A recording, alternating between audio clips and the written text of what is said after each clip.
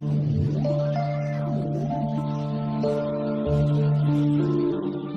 siang saudara-saudara, dan puji Tuhan kita dapat bergabung kembali untuk mempelajari akan firman Tuhan dalam seri pelajaran yang bertemakan When Future Rhymes with History oleh Pendeta Roy Pitoy. Namun, sebelum kita akan memulaikan program ini, ada beberapa hal yang ingin kami sampaikan.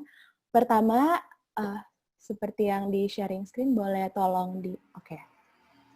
Bagi yang memiliki pertanyaan terkait pembahasan yang akan diberikan oleh Pendeta Pitoy pada siang ini, bisa silahkan chat ke host atau co-host dengan menggunakan nama asli.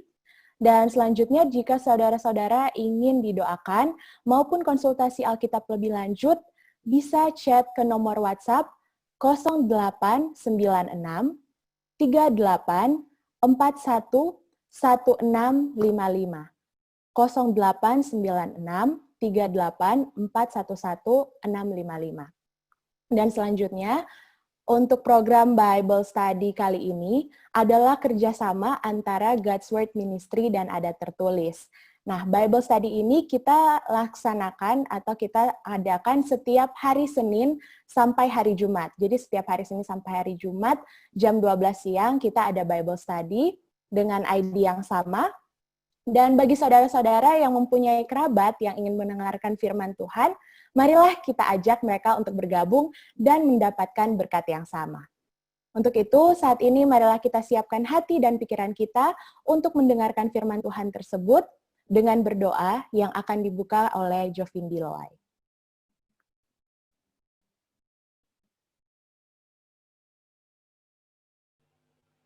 Kedengaran, Kak, suara? Mari kita berdoa. Ya Tuhan Allah Bapa kami yang bertakhta dalam kerajaan sorga, terima kasih atas berkat penyertaan yang Engkau masih berikan kepada kami hingga pada saat ini. Ya Tuhan, sebelum kami memulaikan Bible study kami di siang hari ini, mari Engkau bersama-sama dengan kami, berkati jaringan, devices yang kami gunakan untuk Bible study ini, biarlah itu dapat memperlancar Bible study kami di siang hari ini. Engkau juga berikan kepada kami Roh Kudus-Mu sehingga kami dapat mengerti Bible study yang akan kami laksanakan pada siang hari ini. Berdoa khusus buat Pastor Roy yang akan memimpin Bible study ini, kiranya Engkau memberkati dengan Roh Kudus-Mu sehingga dia dapat berkata-kata seturut dan kehendak-Mu saja. Inilah menjadi doa dan permohonan kami ya Tuhan. Ampuni segala dosa kami yang begitu banyak, karena kami sudah berdoa di dalam nama Yesus Kristus yang menjadi juru selamat kami yang hidup. Amin.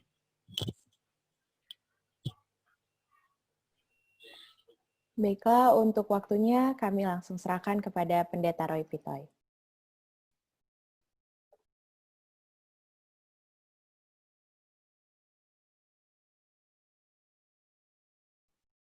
Pendeta, sorry, suaranya di-mute. Oke, terima kasih.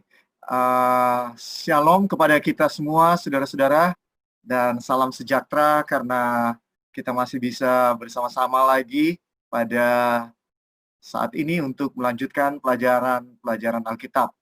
Keinginan saudara untuk selalu mempelajari firman Tuhan menjadi inspirasi bagi seluruh tim yang berusaha dengan keras, ya, bekerja dengan keras, ya, untuk membuat pertemuan kita ini bisa terjadi pada siang hari ini.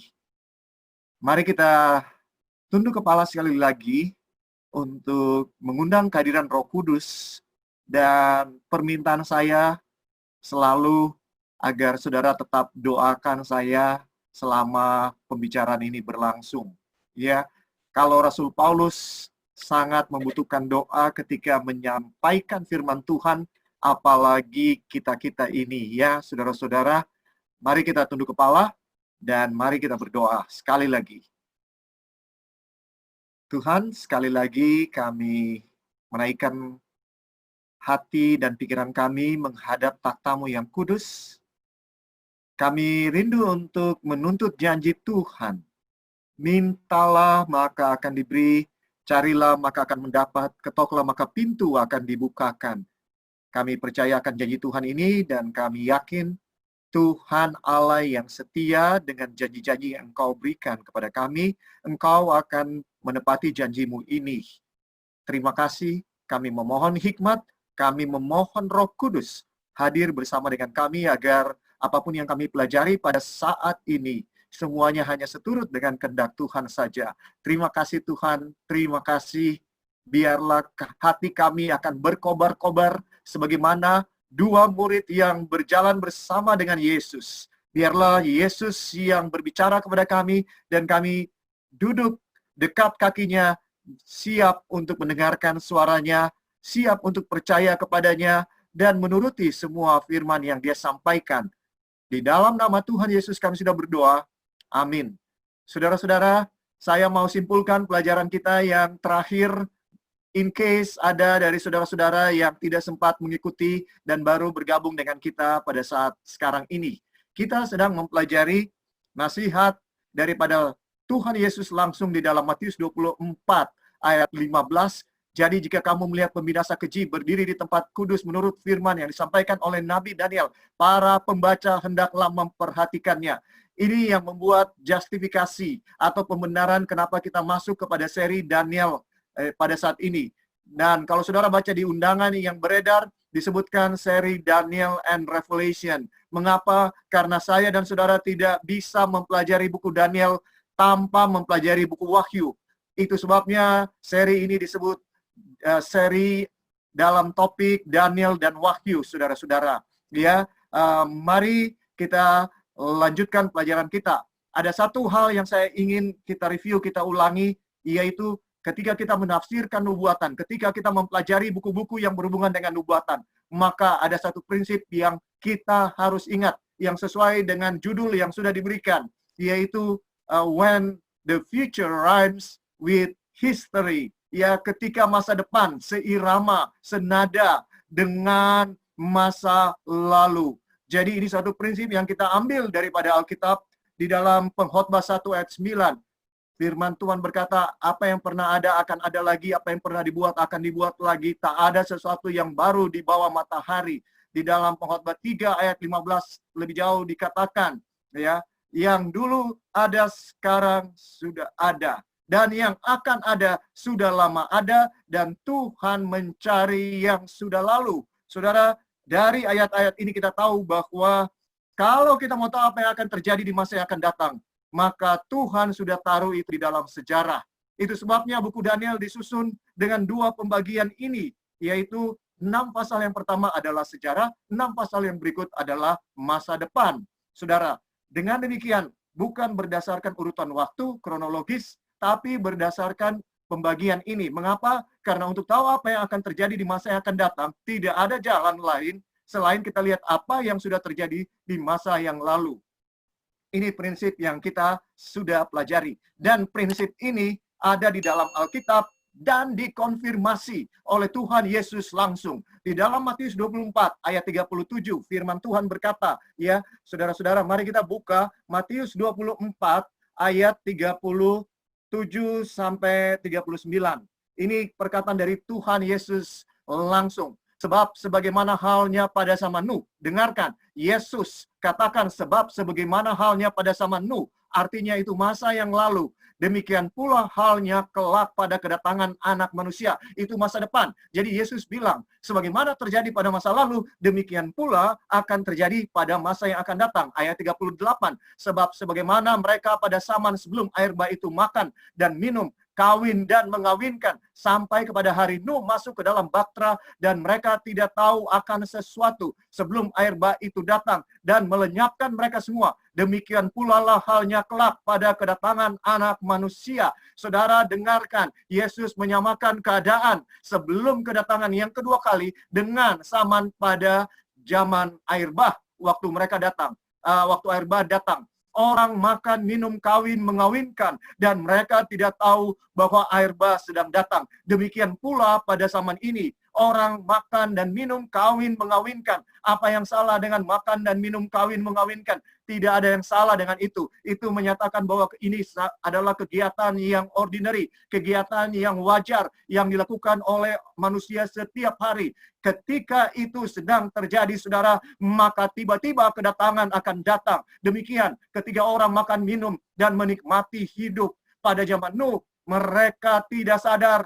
Mereka melihat binatang-binatang itu masuk ke dalam bahtera. Mereka melihat mujizat Tuhan terjadi. Tetapi mereka tidak sanggup untuk menurut apa yang dikatakan oleh Nuh. Dan mereka tidak percaya. Dan pada akhirnya mereka binasa. Saudaraku, saya dan saudara sedang hidup di akhir zaman. Segala sesuatu kelihatannya terjadi secara alamiah, secara biasa. Tidak ada yang luar biasa terjadi. Tetapi sesungguhnya kedatangan Tuhan sedang dekat dengan keadaan kita. Orang tetap melakukan segala aktivitas seperti biasa. Tetapi saudaraku, kalau kita tidak siap, kalau kita tidak memiliki hubungan yang erat dengan Tuhan, kalau kita tidak duduk dekat kaki Yesus, maka saya dan saudara bisa saja hilang, tidak punya kuasa untuk melakukan apa yang benar. Walaupun mujizat Tuhan, walaupun suara Tuhan begitu keras berbicara kepada kita. Saudara, saya rindu agar semua kita bangun dari tidur rohani kita. COVID-19 telah menjadi berkat karena di dalam hikmatnya Tuhan telah mengizinkan hal ini terjadi. Mengapa? Karena kita begitu nyaman dengan dunia. And normal new bagi kita. Bahkan sebelum COVID-19, kita sedang ada dalam krisis akhir zaman. Kita sedang ada dalam kapal Titanic yang sedang berpesta pora, bersukaria. Mereka sedang dengan cepat menuju kepada akhirnya. Kapal Titanic adalah kapal yang diyakini tidak bisa tenggelam, saudara. Dan dunia ini sedang seperti itu, sedang menuju dengan cepat, dengan segala kesombongan yang ada. Ya, pemilik kapal maupun yang membuat kapal mengatakan kapal ini tidak akan tenggelam. Tetapi saudara, kita tahu ceritanya. Mereka akhirnya tenggelam.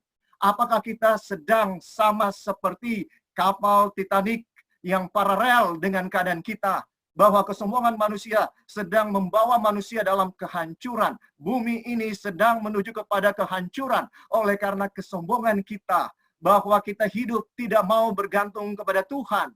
Ya, saudaraku, ini yang menjadi pelajaran buat kita seharusnya dari masa lalu.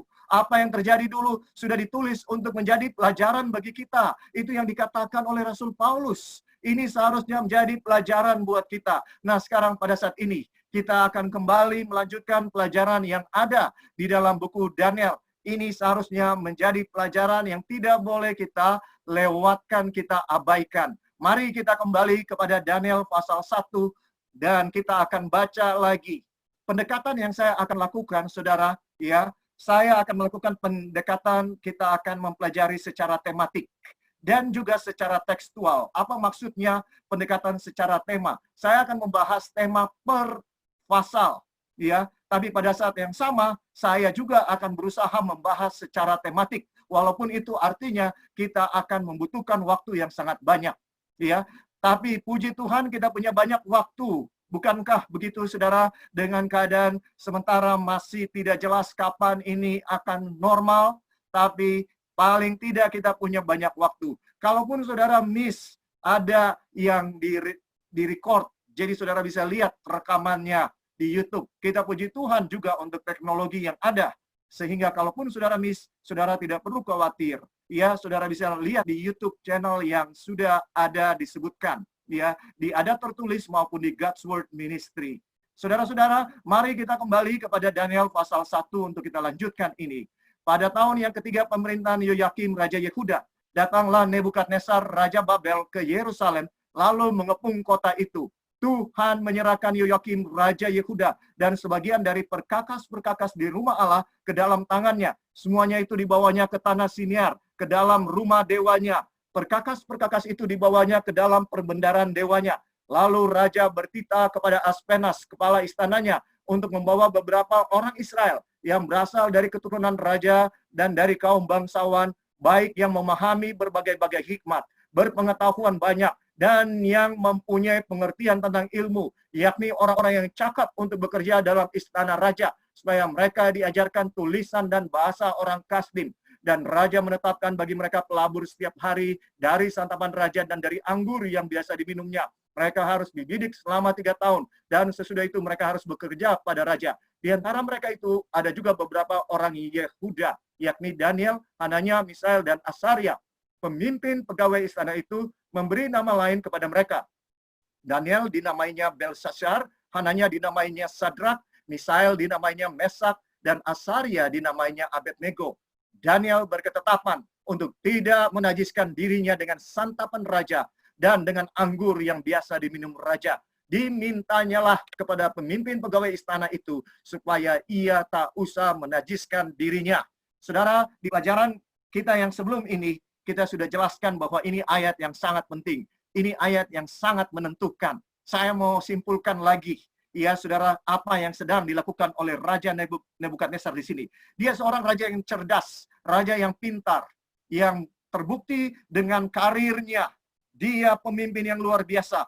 Dan di masa pemerintahannya, Belshazzar mencapai titik puncak kejayaannya dalam sejarah. Tidak pernah ada lagi raja sebelum dia maupun sesudah dia yang bisa membawa Babylon ke dalam puncak kejayaannya seperti ketika Raja Nebukadnezar menjadi raja. Saudaraku, apa yang sedang dia coba lakukan di sini? Dia berusaha untuk membuat orang-orang muda yang dia tawan dari keturunan bangsawan ini untuk bekerja bagi dia. Orang-orang muda yang terbaik, orang-orang muda yang perawakannya secara fisik baik, yang secara mental pintar, yang secara sosial emotional quotation-nya juga tinggi, dan yang juga ya saudaraku orang-orang yang betul-betul cakap dalam berbagai-bagai hal. Kenapa dia ambil orang muda? Ya, karena mereka punya masa depan yang masih panjang dan mereka masih bisa dibentuk, bisa diindoktrinisasi untuk melayani Babel. Dan setiap negara yang dia taklukkan, dia ambil orang-orang muda yang terbaik untuk memperkuat Babel. Dan dia kasih scholarship, saudara. Dia kasih beasiswa dalam Universitas Babel, universitas nomor 1 pada waktu itu. Itu yang membuat Babylon menjadi negara superpower.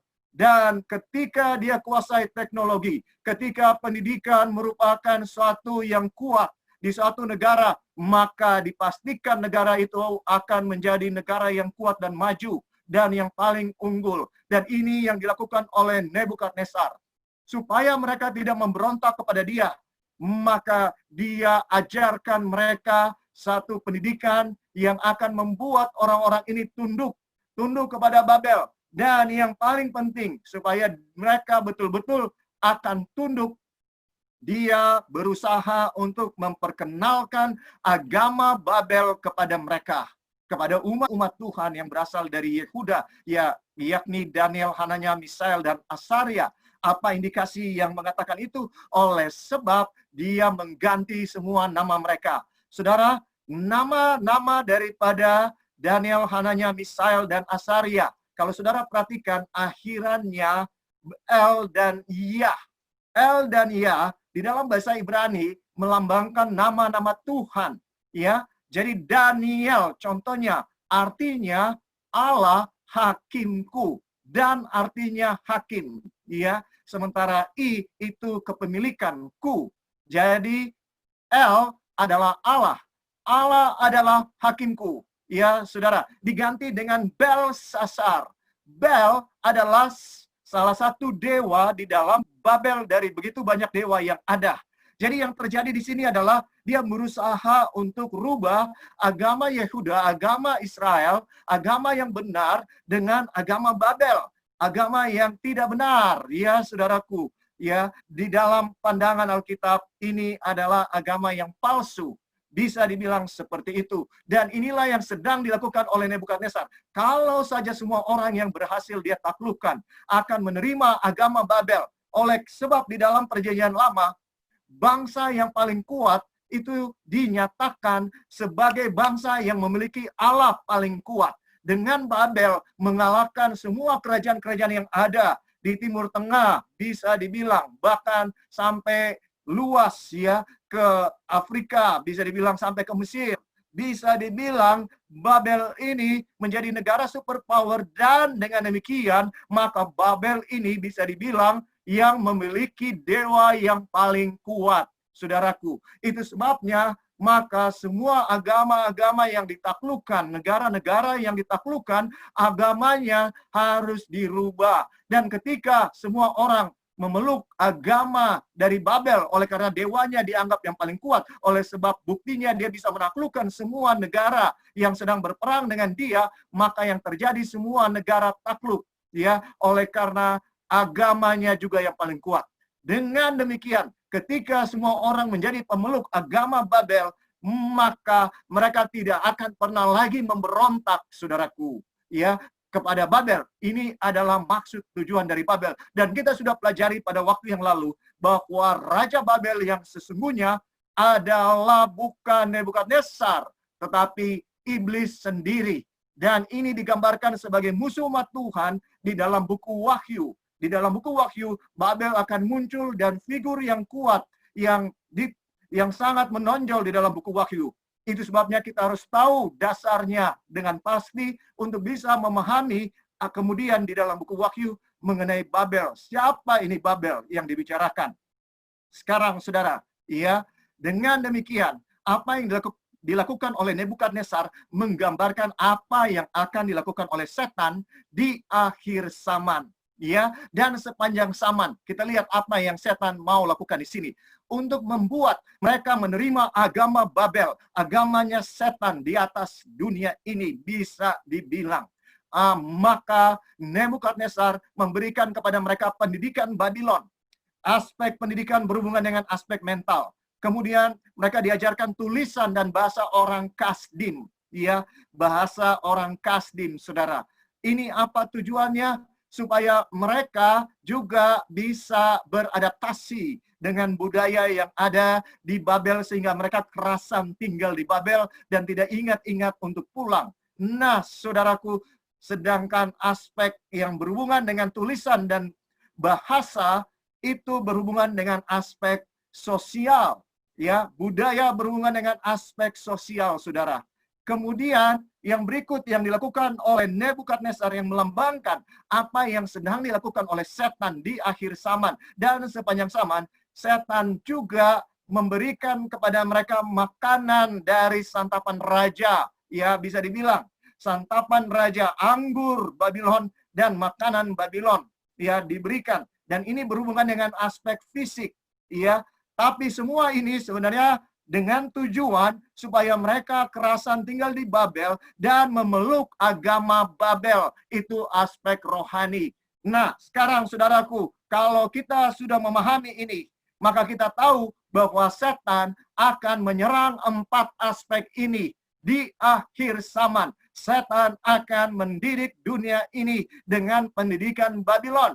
Setan akan memberikan dunia ini budaya Babylon, ya, aspek sosial Babylon. Dan kita tahu peer pressure itu sangat kuat untuk mempengaruhi manusia, ya, bahkan bukan cuma di kalangan remaja, tapi kepada orang tua sekalipun. Dengan sosial media yang ada di dunia sekarang ini, saudaraku, maka kita akan sangat dipengaruhi dengan sosmed, ya. Sadar atau tidak sadar, suka atau tidak suka, itu yang sedang terjadi, sedang dikondisikan, ya, istilah normal new, bahwa kita akan jadi biasa dengan keadaan yang tidak biasa sebenarnya. Ya, saudaraku, itu yang sedang dilakukan oleh setan kepada saya dan saudara, bahkan sebelum COVID ini terjadi. Saudara, berikutnya dengan maksud untuk membuat kita tunduk kepada agamanya, agama Babylon di akhir zaman, dan dia memberikan makanan dan minuman Babylon, baik secara fisik maupun secara rohani, saudaraku. Maknanya, dengarkan, inilah yang akan terjadi di akhir zaman. Inilah pola penyesatan yang setan berikan, namun selalu dia masuk lebih dulu dari aspek jasmani. Saudara, mari kita lihat bagaimana dia menyesatkan nenek moyang kita yang pertama. Di dalam Kejadian pasal 3 mulai ayat 6. Firman Tuhan berkata, perempuan itu melihat bahwa buah pohon itu baik untuk dimakan dan sedap kelihatannya. Saudara, aspek apa itu? Ketika Hawa melihat bahwa buah pohon yang dilarang itu sedap dan menarik kelihatannya, itu adalah aspek jasmani. Lagi pula pohon itu menarik hati karena memberi pengertian, itu aspek mental. Lalu ia mengambil dari buahnya dan dimakannya. Ya, jelas ini aspek apa? Aspek jasmani lagi. Dan diberikannya juga kepada suaminya yang bersama-sama dengan dia. Aspek sosial. Suami sangat dipengaruhi oleh istri maupun sebaliknya. Dan suaminya pun memakannya. Maka terbukalah mata mereka berdua. Dan mereka tahu bahwa mereka telanjang. Lalu mereka menyemat daun pohon ara dan membuat cawat. Apa aspek ini? Aspek rohani. Sekarang sesudah mereka makan buah itu, mereka terbuka matanya dan mereka melihat bahwa mereka telanjang. Saudara, inilah bagaimana setan berhasil menyesatkan nenek moyang kita yang pertama melalui aspek fisik. Saudara, sehingga akhirnya mempengaruhi aspek sosial maupun aspek mental maupun aspek rohani, saudaraku. Itu yang terjadi. Inilah siasat penyesatan setan. Ketika Yesus ada di atas dunia ini, setan mencobai Yesus dengan 3 hal. Mari kita lihat di dalam Matius pasal yang keempat. Maka Yesus, ayat 1 saya baca, maka Yesus dibawa oleh roh ke padang gurun untuk dicobai iblis. Dan setelah berpuasa 40 hari dan 40 malam, akhirnya laparlah Yesus. Lalu datanglah si pencoba itu dan berkata kepadanya, jika engkau anak Allah, perintahkanlah supaya batu-batu ini menjadi roti. Tetapi Yesus menjawab, ada tertulis manusia hidup bukan dari roti saja, tetapi dari setiap firman yang keluar dari mulut Allah. Saudara dengarkan, pencobaan kepada setan, kepada Yesus yang pertama oleh setan adalah yang berhubungan dengan aspek jasmani. Selalu setan menyerang dari aspek jasmani kepada manusia. Dan Yesus pun tidak terkecuali. Yesus pun dicobai. Bayangkan dia berpuasa 40 hari, 40 malam. Tentunya dia sangat lapar, saudara. Sedangkan 1 hari kita berpuasa, kita susah untuk menahan, untuk tidak makan ataupun tidak minum. Bayangkan Yesus, dia baru saja berpuasa 40 hari, 40 malam. Tiba-tiba setan datang dan berkata, jikalau engkau anak Allah, ya, perintahkanlah batu ini supaya menjadi roti. Dengarkan saudara, ini pencobaan berhubungan dengan aspek apa? Aspek jasmani. Setan selalu menyerang manusia dari aspek jasmani. Lalu datanglah di dalam ayat selanjutnya, ya, kemudian iblis membawanya ke kota suci dan menempatkan dia di hubungan bait Allah, ayat 5, lalu berkata kepadanya, jika engkau anak Allah, jatuhkanlah dirimu ke bawah, sebab ada tertulis mengenai engkau, ia akan memerintahkan malaikat-malaikatnya, dan mereka akan menatang engkau di atas tangannya, supaya kakimu jangan terantuk kepada batu. Sekarang setan datang dengan ujian yang lebih berat, ya. Dia bawa ke tempat yang tinggi, di atas hubungan bait Allah. Itulah tempat di mana semua orang berkumpul. Ya, karena setiap orang Israel yang berbuat dosa, dia harus bawa korban di bait suci. Jadi bayangkan bait suci itu tempat yang ramai setiap hari. Karena di situ juga ada penjual-penjual yang menjual segala hewan-hewan maupun keperluan untuk membawa korban. Dan Yesus disuruh untuk jatuhkan diri di situ. Bayangkan kalau dijatuhkan diri, dia akan melayang-layang. Ini suatu ujian kesombongan rohani yang luar biasa. Ya, saudara, saya dan saudara seringkali terjebak dengan ujian ini. Ya, kita terjebak dan kita jatuh, kita menyombongkan diri. Ini ujian yang berat yang ada dalam kehidupan saya dan saudara. Tapi setan juga mengutip Alkitab, saudara, di sini. Dia bilang ada tertulis, dia akan datang kepada orang yang rohani, kelihatannya secara lahiriah dengan hal yang rohani. Dia akan datang kepada saya dan saudara dengan hal-hal yang kelihatannya rohani, saudara. Tapi secara tidak sadar, kita bisa saja terjebak dan kita sedang meninggikan diri. kita sedang meninggikan diri dan kita tidak sadar. Ya, dengarkan, kita butuh kasih karunia Tuhan. Duduk dekat kaki Yesus selalu agar kita bisa diberikan kesadaran, ya, diberikan kekuatan untuk melihat pencobaan Tuhan, pencobaan yang datang dalam kehidupan kita. Pencobaan yang kedua, ujian yang diberikan atau pencobaan yang diberikan oleh setan kepada Tuhan Yesus berhubungan dengan aspek mental, juga aspek meninggikan diri, kesombongan rohani. Saudara dengarkan, Yesus dicobai secara mental karena setan mengutip Alkitab sekarang ini. Saya dan saudara harus tahu bahwa setan mempelajari Alkitab dengan tekun, bukan untuk menurutinya, tapi untuk menjebak saya dan saudara. Begitu banyak orang yang terjebak dalam pencobaan yang kedua ini, saudara, ya, sehingga mereka merasa bahwa mereka melakukan kehendak Tuhan, menuruti perintah Tuhan yang ada di dalam firman Tuhan, tapi pada akhirnya mereka melanggar hukum Tuhan. Yang mereka pikir sedang mereka lakukan adalah penurutan kepada hukum Tuhan. Sehingga tidak heran kita dengar ada orang yang bunuh diri, tetapi dia yakin itu adalah kehendak Tuhan. Saudara, ini adalah penyesatan tingkat tinggi yang lebih berat. Kita harus betul-betul rajin belajar Alkitab. Ya, bukan hanya untuk pengetahuan, saudara, yang lebih penting supaya kita punya hubungan yang erat, yang intim dengan Tuhan kita, bukan untuk kita sombongkan bahwa kita memiliki pengetahuan yang banyak, bahwa kita menguasai firman Tuhan. Tidak ada gunanya semuanya itu, bukan untuk berdebat juga, tapi untuk betul-betul menuruti segala firman Tuhan itu. Kalau saya dan saudara memiliki motif yang benar waktu membaca firman Tuhan, yaitu untuk menuruti, untuk mencari tahu apa kehendak Tuhan dan menuruti semua kehendak Tuhan, maka kita akan menemukan kebenaran. Maka kita akan dituntun dari satu kebenaran kepada kebenaran yang lain. Tapi kalau motif kita untuk berdebat, untuk ahli di dalam menjawab pertanyaan-pertanyaan, atau untuk mengetahui, sekedar mengetahui seluruh isi Alkitab, maka itu tidak ada gunanya. Ya, penting untuk mengetahui tentang Alkitab, penting, itu sangat penting. Tapi saudara, yang lebih penting adalah apakah firman Tuhan itu mengubah hidup saya dan saudara? Apakah itu membawa saya lebih dekat, lebih serupa dengan karakter daripada Tuhan Yesus?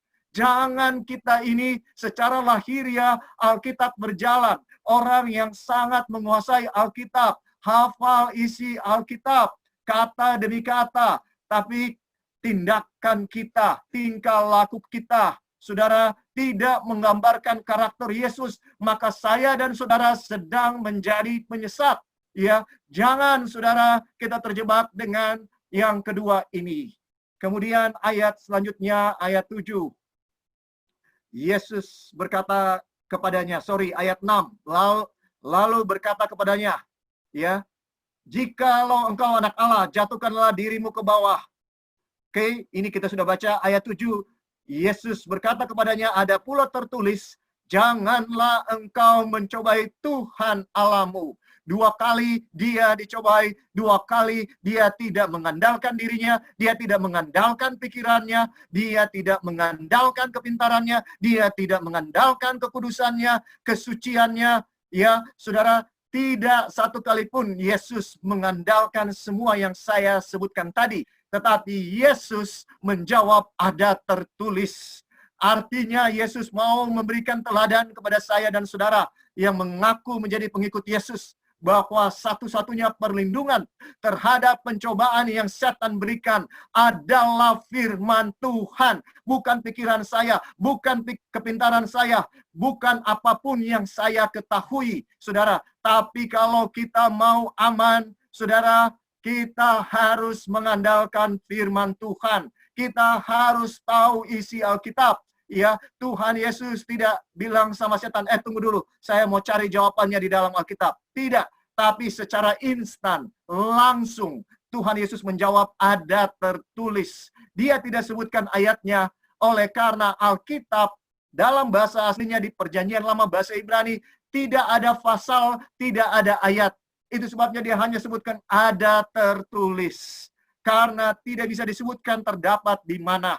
Karena pembagian pasal dan ayat kemudian ditambahkan, ya, jauh kemudian baru ditambahkan. Ya, saudara, ini menyatakan kepada kita bahwa Tuhan Yesus memiliki hubungan yang begitu erat dengan Bapanya, sehingga dia tahu ayat yang mana yang pas untuk menjawab setiap pencobaan yang diberikan oleh setan kepada dia. Yang selanjutnya, ya, dan iblis membawanya pula ke atas gunung yang sangat tinggi dan memperlihatkan kepadanya semua kerajaan dan dengan kemegahannya, dan berkata kepadanya, semua itu akan kuberikan kepadamu jika engkau sujud menyembah aku. Saudara, dengarkan apa yang dikatakan oleh setan. Pada akhirnya, ujung-ujungnya, dia memperlihatkan kepada Tuhan Yesus segala kemuliaan daripada dunia yang seharusnya setan iblis tahu bahwa itu milik Tuhan. Bahkan Yesus yang menciptakan itu. Tapi setan ini memang tidak tahu diri, saudara. Dia merasa bahwa dia adalah penguasa dunia karena dia berhasil membuat manusia jatuh ke dalam dosa. Dan dia tawarkan kepada Tuhan Yesus agar Tuhan Yesus menyembah dia. Ya, jawaban daripada Tuhan Yesus. Mari kita lihat apakah dia berubah, apakah dia tetap pakai Alkitab. Maka berkatalah Yesus kepadanya di dalam ayat 10, "Enyalah iblis, sebab ada tertulis, engkau harus menyembah Tuhan Allahmu, dan hanya kepada dia sajalah engkau berbakti." Saudara, dengarkan jawaban dari Tuhan Yesus sangat jelas. Enyalah engkau iblis, ya, sebab ada tertulis, hanya kepada Tuhan Allahmu kita harus berbakti.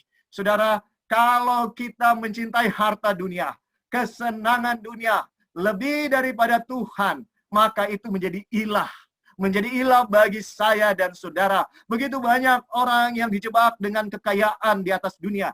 Ini bukan berarti hanya untuk orang kaya, karena banyak orang miskin juga yang materialistis dalam kehidupan mereka. Saudaraku, banyak orang yang tidak akan ada di surga karena lebih mencintai harta. Mengapa mereka lebih mencintai harta? Mengapa saya dan saudara lebih mencintai harta daripada Tuhan?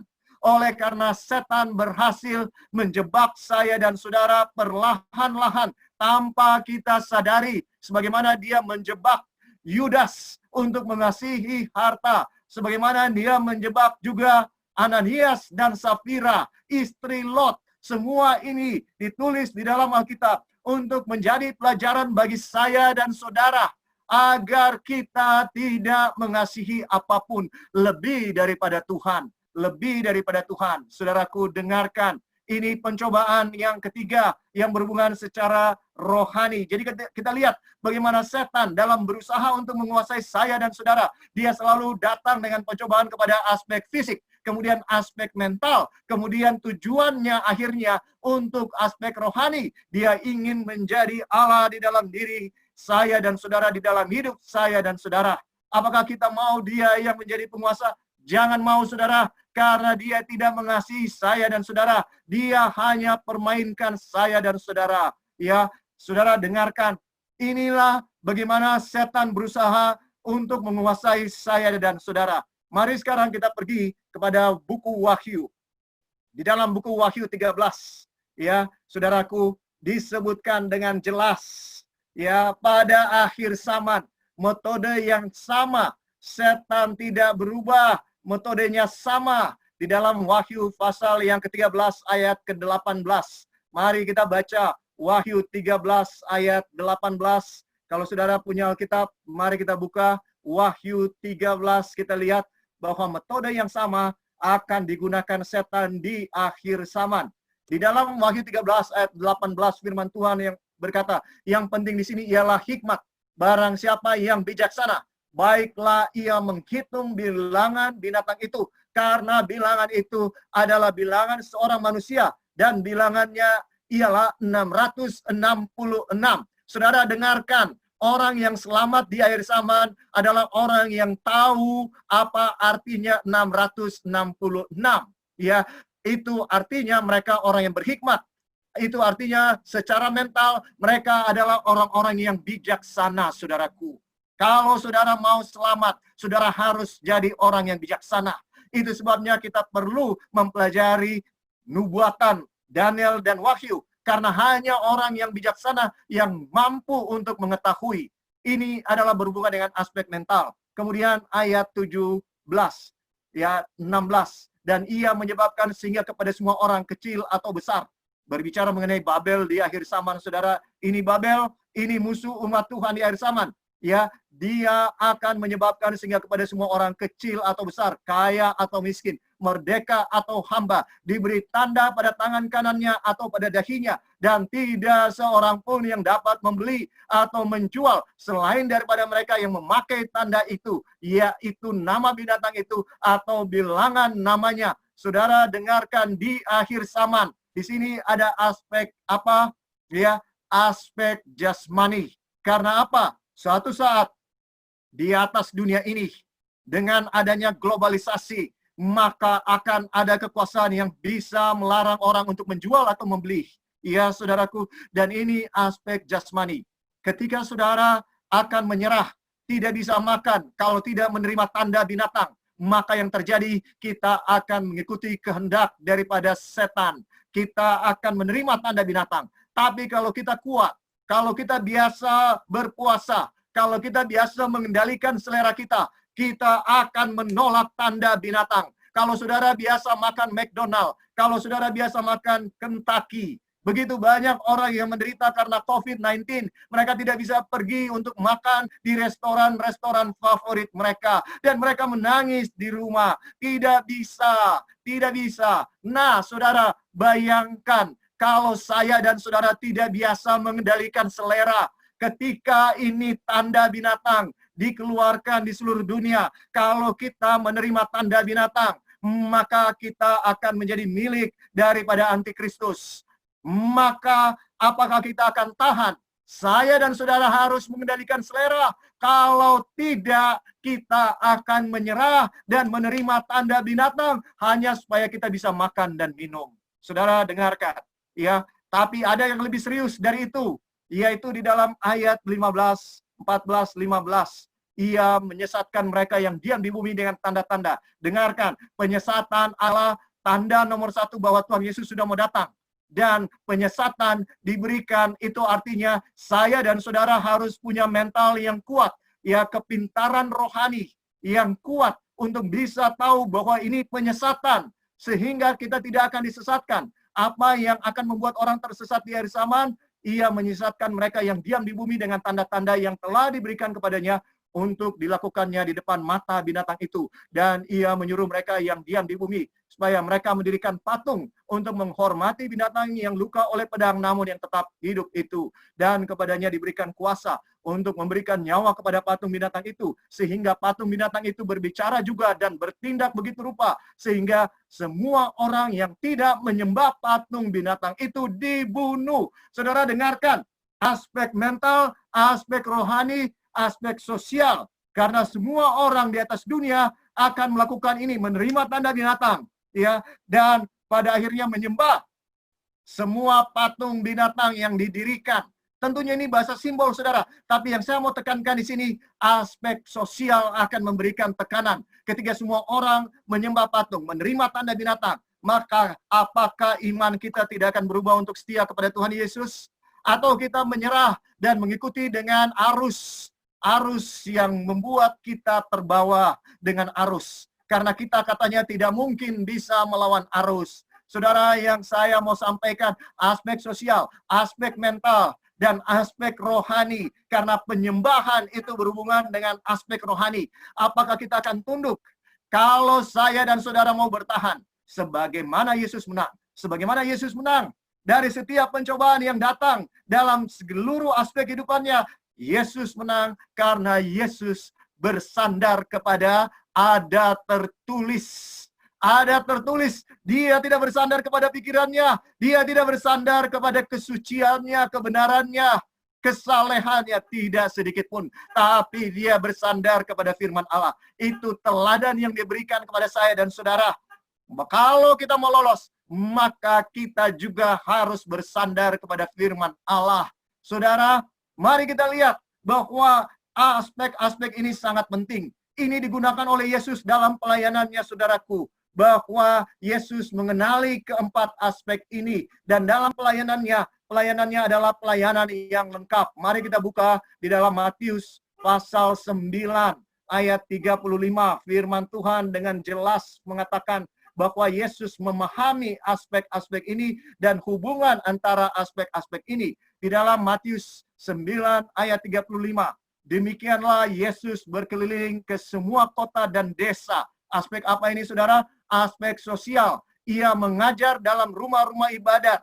Apa itu? Mengajar aspek mental dan memberitakan Injil Kerajaan Surga. Aspek apa itu? Aspek rohani, serta melenyapkan segala penyakit dan kelemahan. Aspek apa itu? Aspek jasmani. Saudara, Tuhan Yesus memahami hubungan antara aspek-aspek ini dalam kehidupan saya dan saudara. Ya, bahwa aspek jasmani sangat mempengaruhi aspek mental, sosial, maupun aspek rohani kita. Ya, saudaraku, ini sangat penting. Jadi jangan katakan bahwa tidak ada hubungannya. Tidak ada hubungannya antara makanan dan aspek kerajaan surga. Tidak ada. Ya, saudaraku, mari kita lihat Lukas 2 ayat 52.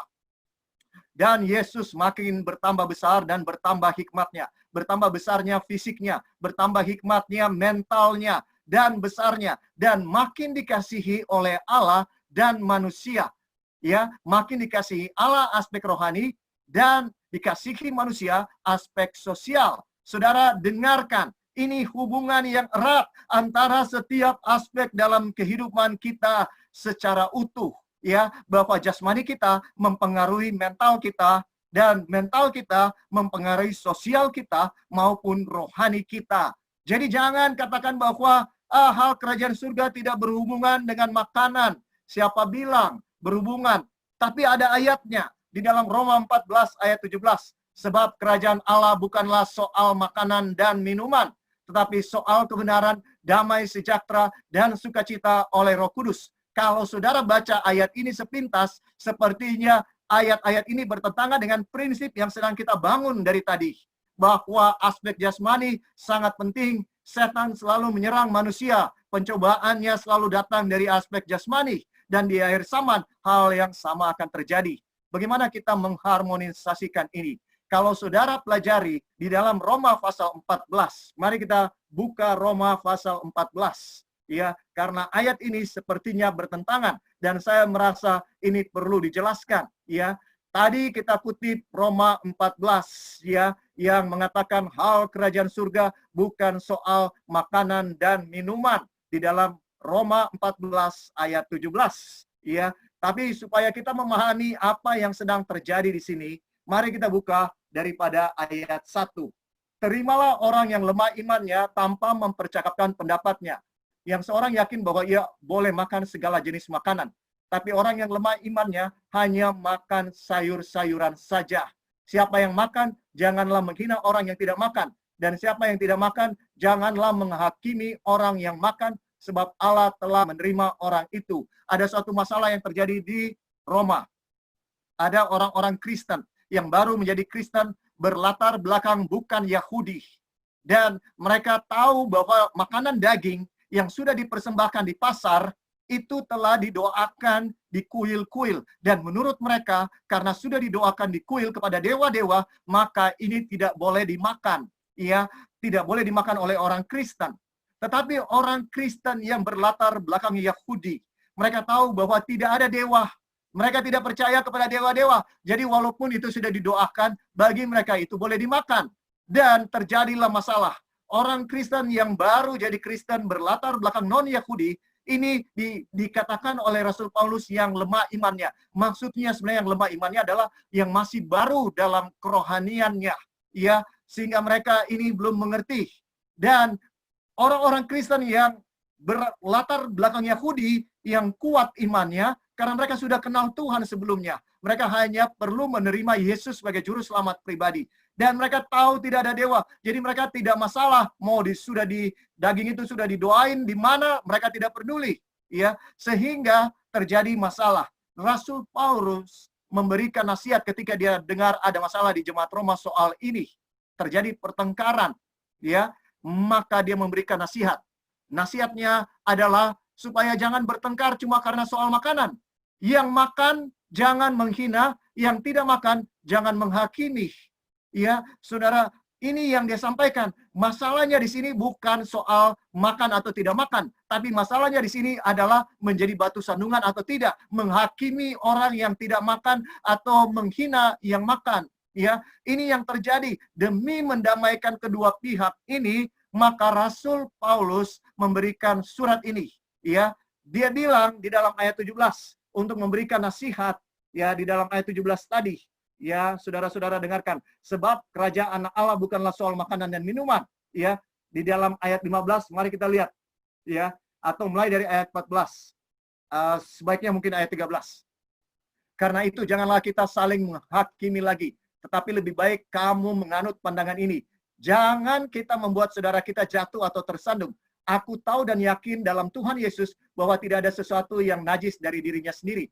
Hanya bagi orang yang beranggapan bahwa sesuatu adalah najis, bagi orang itulah sesuatu itu najis. Sebab jika engkau menyakiti hati saudaramu oleh karena sesuatu yang engkau makan, maka engkau tidak hidup lagi menurut tuntutan kasih. Janganlah engkau membinasakan saudaramu oleh karena makananmu, karena Kristus telah mati untuk dia. Apa yang baik yang kamu miliki, janganlah kamu biarkan difitnah. Sebab kerajaan Allah bukanlah soal makanan dan minuman, tapi soal kebenaran, damai sejahtera, dan sukacita oleh Roh Kudus. Karena barang siapa melayani Kristus dengan cara ini, ia berkenan pada Allah dan dihormati oleh manusia. Sebab itu marilah kita mengejar apa yang mendatangkan damai sejahtera dan yang berguna untuk saling membangun. Janganlah engkau merusakkan pekerjaan Allah oleh karena makanan. Segala sesuatu adalah suci, tapi celakalah orang jika oleh makanannya orang lain tersandung. Baiklah engkau jangan makan daging atau minum anggur atau sesuatu yang menjadi batu sandungan untuk saudaramu.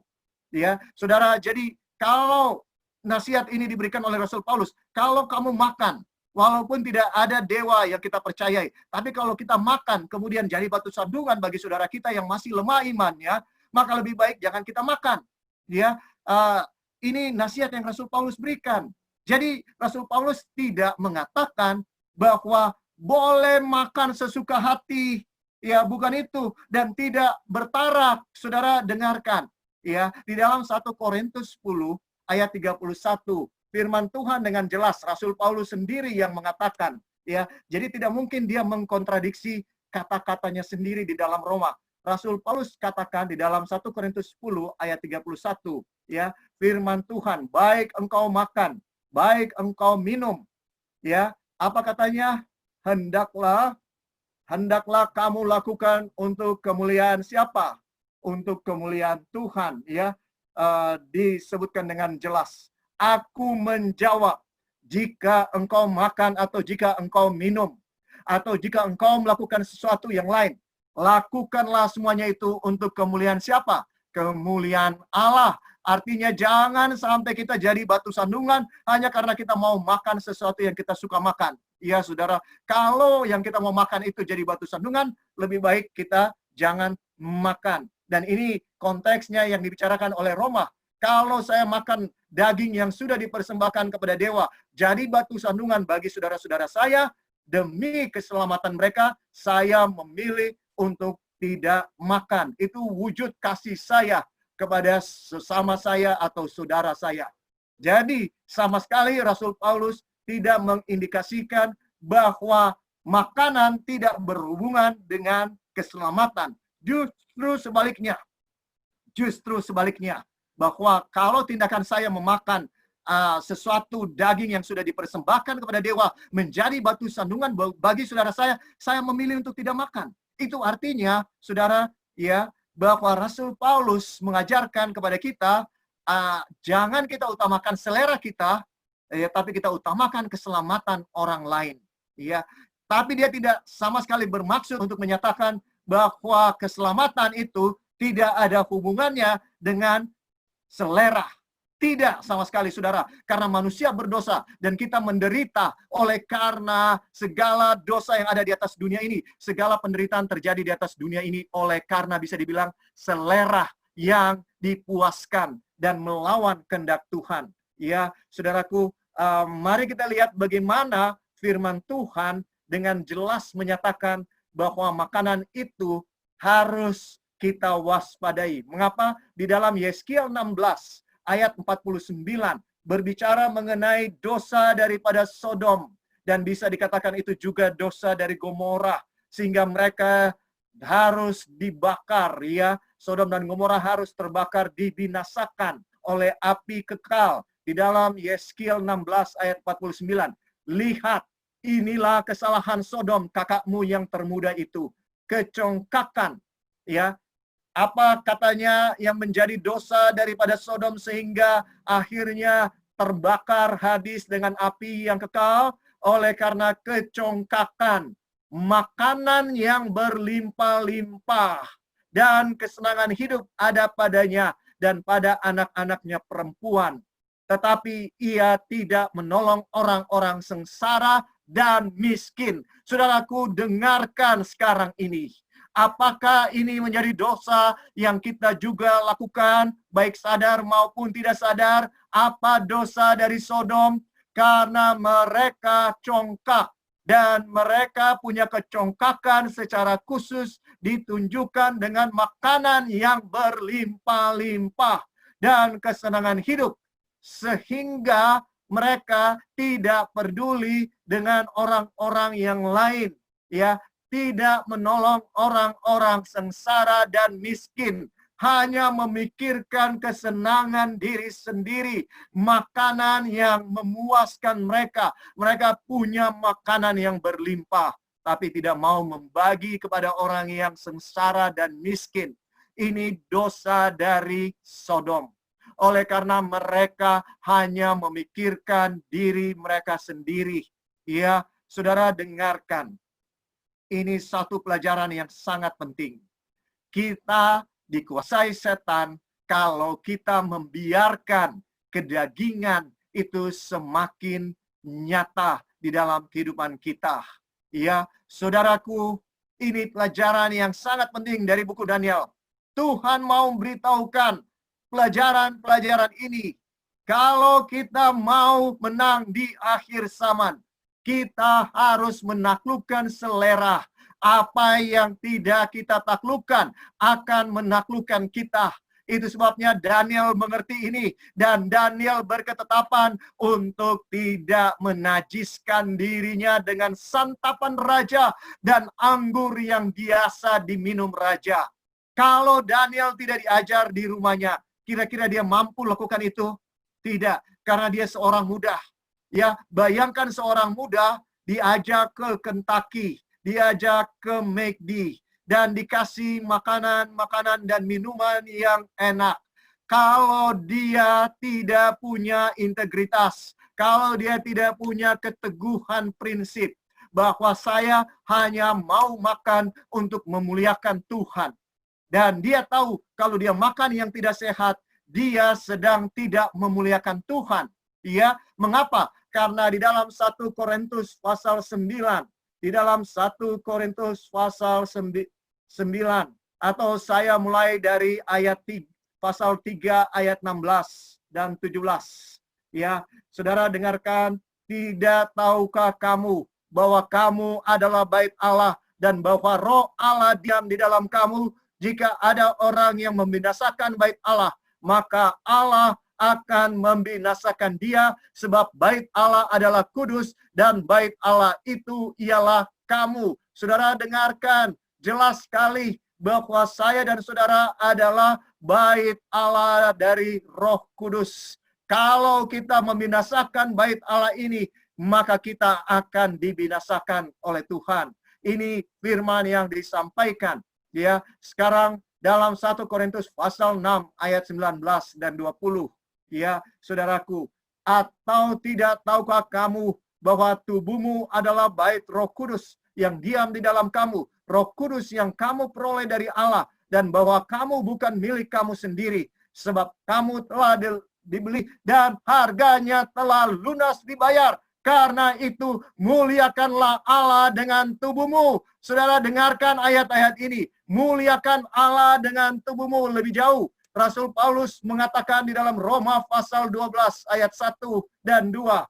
Karena itu saudara-saudara, demi kemurahan Allah, aku menasihatkan kamu supaya kamu mempersembahkan tubuhmu sebagai persembahan yang hidup, yang kudus, dan yang berkenan kepada Allah. itu adalah ibadahmu yang sejati. Janganlah kamu menjadi serupa dengan dunia ini, tetapi berubahlah oleh pembaruan budimu, sehingga kamu dapat membedakan manakah kehendak Allah, apa yang baik, yang berkenan kepada Allah, dan yang sempurna. Saudaraku, panggilan kepada saya dan saudara pada saat ini, berdasarkan apa yang terjadi di masa yang lalu, ya, Sodom dan Gomora binasa karena mereka memuaskan selera makan mereka. Ya, orang-orang yang hidup pada zaman Nuh juga binasa karena mereka memuaskan selera mereka. Saudara, kalau saya dan saudara juga memuaskan selera di akhir zaman ini, maka kita juga akan binasa. Kita harus ingat bahwa tubuh kita, pikiran kita, jiwa kita, ini semua sudah dibeli oleh Tuhan Yesus. Dia telah membeli saya dan saudara dengan dirinya, dengan nyawanya, dengan kematiannya di kayu salib. Itu sebabnya Tuhan Yesus layak untuk menuntut kita memberikan segala persembahan yang hidup, yaitu tubuh kita. Ayat yang terakhir saya mau baca di dalam Markus pasal 12. Saudara, Markus pasal 12 mengatakan ayat 29 dan 30-31. Jawab Yesus, hukum yang terutama ialah, dengarlah hai orang Israel, Tuhan Allah kita, Tuhan itu esa. Kasihilah Tuhan Allahmu dengan segenap hatimu. Itu aspek rohani, saudara. Kalau kita mengasihi Tuhan Allah dengan segenap hati, ya, dengan sungguh-sungguh, dengan segala perasaan, itu aspek rohani. Dan dengan segenap jiwamu, ini aspek sosial, ya. Kita harus mengasihi Tuhan dengan segenap hati, dengan segenap jiwa, dengan aspek rohani, juga dengan aspek sosial, dan dengan segenap akal budimu, itu aspek mental, dan dengan segenap kekuatanmu. Saudara, itu aspek apa? Jasmani. Kalau kita semakin sehat, maka kita punya pikiran mental semakin baik, maka kita punya hubungan sosial semakin baik. Dan ketika kita punya hubungan sosial semakin baik, maka kita semakin bisa dikatakan menuruti perintah Allah. Maka kita akan semakin dikasihi oleh Allah, itu aspek rohani. Dan kita semakin dikasihi oleh sesama. Ayat 31 katakan, dan hukum yang kedua ialah, kasihilah sesamamu manusia seperti dirimu sendiri. Tidak ada hukum yang lebih utama daripada kedua hukum itu. Kalau kita mengasihi Tuhan dengan segenap hati kita, dengan segenap jiwa kita, dengan segenap akal budi kita, dengan segenap kekuatan kita, semua aspek di dalam kehidupan kita, kita lakukan, kita kasihi Tuhan, dan secara otomatis kita dekat dengan Tuhan, maka kita juga akan mengasihi istri kita, suami kita, orang tua kita, anak kita, tetangga-tetangga kita. Dalam nama Yesus saya bawa firman Tuhan ini. Mari kita tunduk kepala dan mari kita berdoa. Ya Tuhan Allah, terima kasih untuk firman yang kami dengarkan siang hari ini. Tuhan, panggilan-Mu kepada kami siang ini untuk mengasihi Engkau secara jasmani, secara mental, secara sosial, dan secara rohani. Tolong kami Tuhan, agar kami bisa mengasihi Engkau dalam semua aspek ini. Agar kami semakin dikasihi oleh Engkau dan dikasihi oleh sesama kami. Agar kami semakin menjadi orang yang mengasihi. Tuhan, jadikan kami setiap hari orang yang bisa menjadi saluran kasih Tuhan Yesus kepada orang yang ada di sekitar kami. Dan itu tidak mungkin kami lakukan sebelum kami datang duduk dekat kaki Yesus. Berkati semua kami yang mendengarkan firman ini secara langsung maupun lewat rekaman.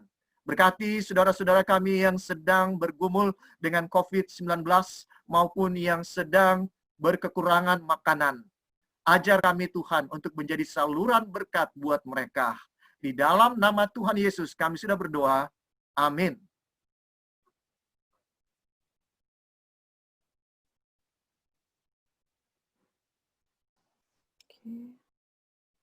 Ya. Baiklah, Puji Tuhan untuk firman yang baru saja dibagikan oleh Pendeta Roy Pitoy, dan terima kasih juga kepada saudara-saudara yang sudah bergabung dalam Bible Study kita siang ini. Bagi teman-teman yang ada pertanyaan, ingin didoakan, maupun konsultasi Alkitab lebih lanjut, bisa menghubungi kami lewat chat WhatsApp ke nomor 0896 38 411 655. 0896 384 11655. Dan jangan lupa untuk terus bergabung bersama kami dan ajak teman-teman kita semua untuk bergabung dalam pembahasan firman Tuhan dengan tema When Future Rhymes with History setiap hari Senin sampai Kamis jam 12 siang. Dan dari Senin sampai Jumat jam 12 siang. Nah, untuk seri-seri selanjutnya bisa juga dilihat melalui sosial media kami, God's Word Ministry, dan Ada Tertulis. Terima kasih sekali lagi teman-teman dan Pendeta Roy Pitoy. Sampai jumpa kembali dan Tuhan memberkati.